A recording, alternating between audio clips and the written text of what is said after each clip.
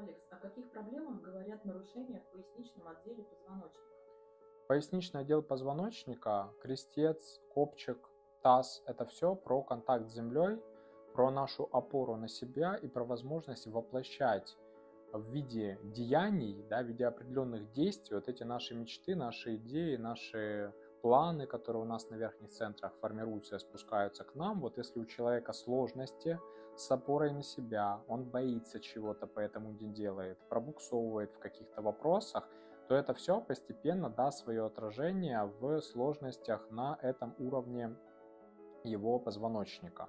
И также еще хочу отдельно добавить контакт с родом. То есть люди, которые отрезают себя от рода, которые находятся в конфликтных взаимоотношениях с своими предками, блокируют своих предков, не налаживают с ними коннекты, они тоже вот, создают у себя определенные энергетические дисбалансы, которые могут отразиться на нижнем отделе спины.